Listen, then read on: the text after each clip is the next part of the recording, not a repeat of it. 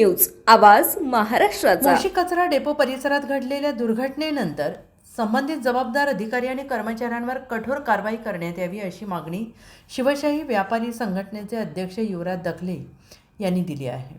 या दुर्घटनेत मृत्यू झालेल्या व्यक्तींच्या नातेवाईकांना 50 लाखांची आर्थिक मदत तर जखमींना 25 लाखांची मदत जाहीर करण्यात यावी अशी मागणी राज्य सरकार आणि प्रशासनाकडे केली आहे। तसेच पर्यावरण विभागाच्या प्रकरणात जबाबदारी असल्याचा आरोप करत त्यांच्यावर निलंबनाची कारवाई करण्यात यावी अशी मागणी त्यांनी केली आहे। चिंचवड शहरामध्ये पावसाने हाहाकार माजवलेला असताना मोशी कचरा डेपो या ठिकाणी अतिशय दुर्दैवी घटना घडलेली आहे। त्या ठिकाणी काही मृत्यू झाल्याचे देखील समजतंय। मी त्या मृत आत्म्याला या ठिकाणी आदरांजली वाहतो। त्या निमित्तानं पुनावळे कचरा डेपोला ज्यांनी विरोध केला ते लोकप्रतिनिधी, खासदार, आमदार हे सर्व या संपूर्ण गोष्टीला जबाबदार आहे असं माझं ठाम मत आहे।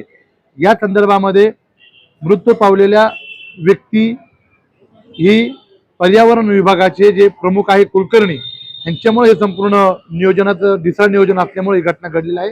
त्याच्यामुळं महापालिकेचे आयुक्त आदरणीय सूर्यवंशी साहेबांना मी हात जोडून विनंती करतो की आपण संबंधित पर्यावरण विभागाचे प्रमुख कुलकर्णी यांच्यावरती तातडीनं निलंबनाची कारवाई करावी।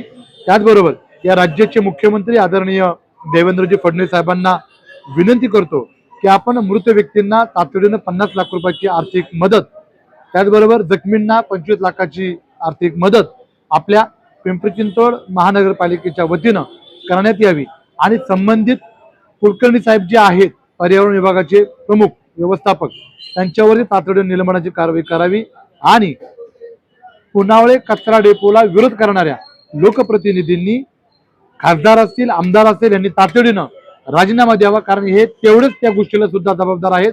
जर पुनावळ्याचा कचरा डेपो झाला असता तर त्या ठिकाणी कचऱ्याचे डोंगर उभा झाले नसते आणि सगळ्या कचऱ्याची बऱ्यापैकी विल्हेवाट झाली असती आणि ही हत्या घडली नसती। त्याच्यामुळं त्या लोकप्रतिनिधींनी स्वतःची जानाची ना मनाची थोडीशी बाळगून राजीनामा द्यावा अशी मी मागणी शिवशाही व्यापारी संघ या राज्यव्यापी संघटनेच्या माध्यमातून करत आहे। मुख्यमंत्री महोदयांनी तातडीनं पर्यावरण विभागाचे जे प्रमुख आहेत कुलकर्णी यांच्यावरती तातडीने निलंबनाची कारवाई करावी। धन्यवाद।